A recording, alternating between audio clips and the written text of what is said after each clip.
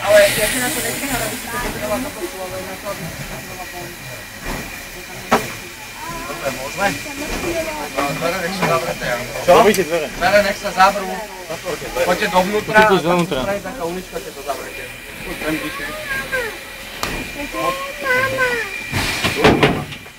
Počkej, Danko, môžeš? No, choď.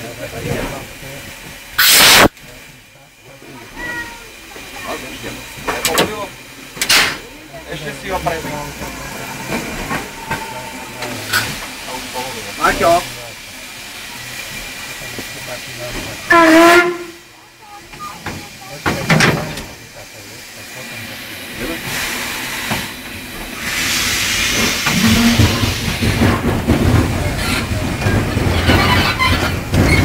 Ten chlapík nám potom ukáže, či pôjdeme ešte raz, alebo nie.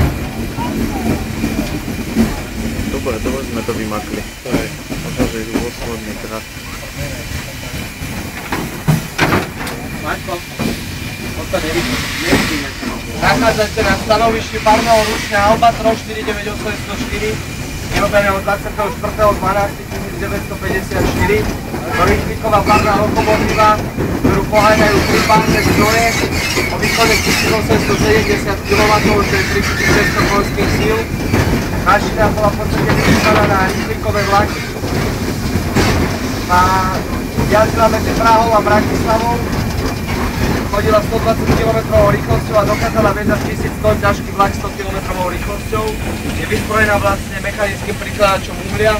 Nakoľko mašina má obrovský výkon na spotrebu paliva, tak je vlastne dotovaná tým šnekom, pretože to by človek neuhádzal. Musí to proste robiť mechanicky ten prikladač, že to v podstate si plínček na mäso a vlastne drví uhlie a prináša ho do pece na rozmetaciu dosku, ktorá je vlastne tu na.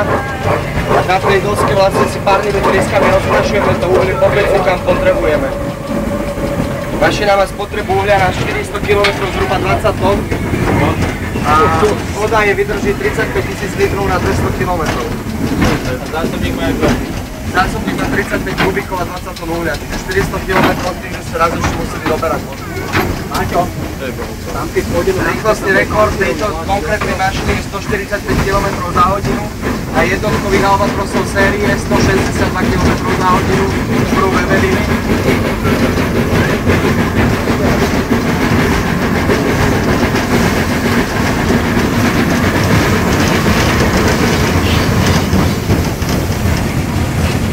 Máte nejaké dotazy, kľudne sa pýtajte.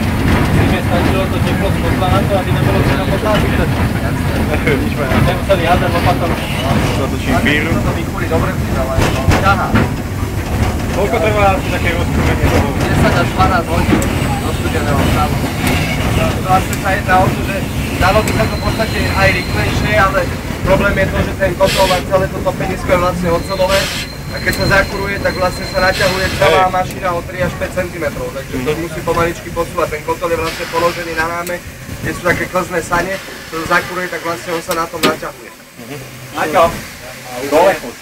Tam niekde sa tráse dole, to je nejaký stôl. No, to je vlastne spravené tak, že tu na tej peci sú 4 polia. Je predné pole, ľavé, pravé, zadné, pravé, ľavé. Týmito pákami sa tie polia dajú ovládať, čiže v podstate, ak je potreba, že je zlé uhlie alebo je, že sa to speká a nechce to horeť, tak sa vlastne spraví taká vec, že pod pecou dole je vlastne popolník. Do toho popolníka sa to dá zosypať a urobiť sa vlastne nový olej. Má rožky značky Halsom, ktoré sú vlastne plne pretáčané, takže dokážeme ten olej okamžite zhodiť. Čo je najdôležitejšie na párnej mašine je, aby to má voľné stopy, pretože nesmie sa stať, aby obrazilo pec, v podstate strop pece. To znamená, že v podstate v tejto úrovni končí pec a začína vlastne strop a nad nami už je hore voda. Tu sú vodoznaky, kde je vidieť, koľko vody je v kotli. Vlastne funguje to takým spôsobom, že dole je vlastne termosyfón, ktorý je nahrievaný a vlastne celý ten strop tej pece je nahrievaný a tam vlastne tá voda sa premenia na paru. A problém je v tom, že sú vlastne v strope peci 3 olovené šroby, také normálne oceľové šroby, ktoré je výplň olovo. To je signál preto, by náhodou sa stalo, že tá voda tam zvisne, tak vytavíte olovené šroby a spustíte zvyskovú vodu z tej pece vlastne na tú pec na ten oheň priamo vlastne. Treba okamžite zhodiť oleň a čo najrýchlejšie ochladiť vodou, mohlo to ísť výbuch v expanzii, lebo začne, keby ste si zapálili doma pannicu a naliali na ňu vodu, to isté to spraví. A preto tady začne byť vlastne enormný vývin pary, ktorý len nedokáže opetrať. Mašina vlastne funguje na pretlak 16 atmosfér a tam sú vlastne poistovacie ventily, ktoré vybuchujú a to odstrelia, tým pádom vlastne odpustia antibiočný tlak pary.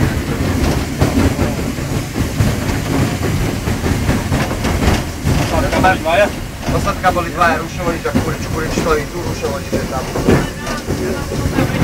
Mašina vlastne bola vyrobená ako 15 kusov, ktorá vlastne bolo niečo ako také promoškodovky, kde sa otočovala párna trakcia, vyrobili Albatrosový jednotku, čo je vlastne táto lokomotíva.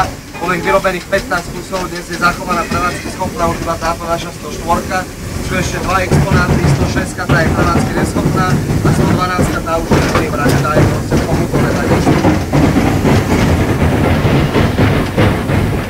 Mašina bola vlastne najdokonalejšia, najrýchlejšia párna lokomotíva Československa.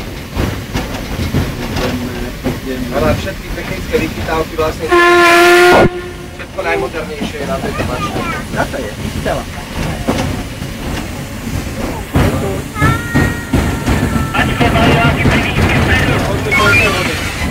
Konzli polnej vody.